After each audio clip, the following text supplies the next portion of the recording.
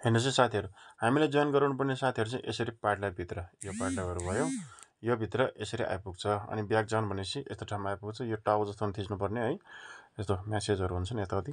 अनि त्यसपछि अलिकति तल सर्काउनु भन्ने, अनि यो माई एजेन्सीमा थिच्ने है, अलग्ग तल सर्काएपछि। अनि त्यसपछि यहाँनिर है उनीहरूको एजेन्सी जोइन भएको छैन भने यहाँ खाली हुन्छ। यहाँनिर हाम्रो नम्बर हाल्नु लगाउने है, नम्बर हाल्नु लगाउने 62501556 है, 62501556 6250 156। अनि त्यसपछि प्लिज इन्टर एजेन्ट्स आइडी भनेको चाहिँ त्यहाँ क्लिक गर्यो, त्यसपछि कन्फर्म गर्यो, गर्नु लगायो। अनि टक्कै एडेड भयो भन्छ है, कङ्ग्रेचुलेसन आउँछ। त्यसको अलिकति तलपट्टि आई वान्ट क्विट आउँछ है, आई वान्ट क्विट आउँछ। त्यहाँनिर टक्क थिच्नु लगाउने, apply for the quitting the agency भनेर फेरि थिच्नु लगाउने। अनि त्यसपछि यहाँनिर केही चिज लेख्न लगाउँछ। अनि त्यहाँनिर केही लेख्यो। अनि त्यसपछि यहाँनिर सबमिट एप्लिकेसन अनि कन्फर्म है, फेरि क्लिन भयो, त्यो चिज क्लियर भयो। अनि फेरि त्यहाँनिर अघिनकै ठाउँमा त्यहाँ टक्क यसरी 6250 156 62501556 टक्क हाल्न लगायो।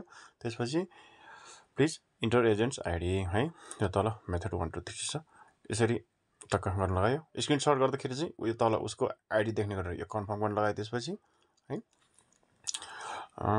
यो इन्टर गरेर कन्फर्म गर्न लगायो। अब यो भयो है, यो क्लियर भयो, काम सक्यो। यो उसको आइडी नम्बर यिनीहरू चाहिँ। त्यसपछि हामीले एकचोटि माथिको एरो थिचेर, लेफ्ट साइडको एरो थिचेर ब्याक गर्नु भन्ने है। टक्क ब्याक गरिसकेपछि चाहिँ उहाँहरू आफ्नो प्रोफाइलमा टक्क पुग्छ है साथीहरू, टक्क प्रोफाइलमा पुग्यो। अब एडिट भइसकेको छ है, प्रोफाइलमा पुग्छ, उहाँहरूको आफ्नो प्रोफाइलमा पुग्छ। त्यसपछि त्यो पुग्नुभन्दा अगाडि चाहिँ हामीले यसको स्क्रिनसट लिन लगाउने है। अनि त्यसपछि अलिकति तल सर्काएपछि चाहिँ के अरे माथि सर्काएपछि चाहिँ यहाँनिर उनीहरूको फोटोमा पुग्छ है। हामीले त्यहाँनिर टक्क फोटोको माथि पेन्सिल जस्तो थिचेपछि ठ्याक्क यस्तो निकनेम भएको ठाउँमा थिच्नु भन्ने। टक्क यहाँ निकनेममा टक्क थिचिसकेपछि अब यो देब्रे साइड अगाडि जे छ त्यो बडी नम्बरहरू, त्यो नजाने नम्बरहरू टक्क फाल लगाउने। अनि त्यसपछि टक्क हामीले म्यासेजमा पठाएको कपी गरेर राखेको हुन्छ नाम, त्यसलाई चाहिँ यो अगाडि पेस्ट गरेर लगाउने। यो टुप्पोमा म्यासेज है, यसरी म्यासेज पठाएको हुन्छ, यो म्यासेजमा क्लिक गर्न लगाउने। त्यसपछि त्यो कपी हुन्छ है, त्यो कपी भएकोलाई ऊ यहाँनिर प्रोफाइलको यो टुप्पोमा टक्क हाल्न लगाउने, यो निकनेमको टुप्पोमा है। कति सजिलो छ हेर्नुहोस् त।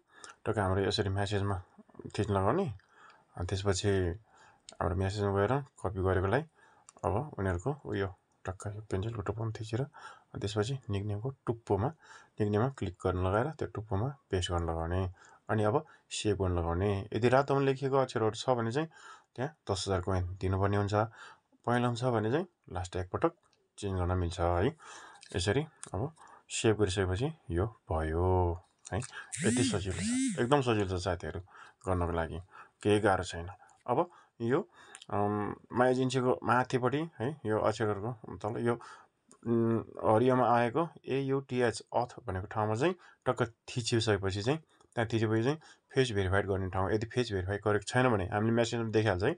रातो अक्षरमा केही वार्निङ दिइरहेको छ भने चाहिँ त्यसको फेस भेरिफाई भएको छैन है।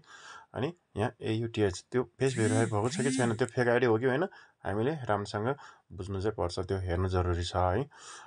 त्यहाँ टक्क त्यो हेरिसकेपछि थाहा भएपछि अब फेस भेरिफाई भइसकेको छ भने गर्नु परेन, नत्र त फेस भेरिफाई गर्नुपर्छ है। कति सजिलो छ साथीहरू।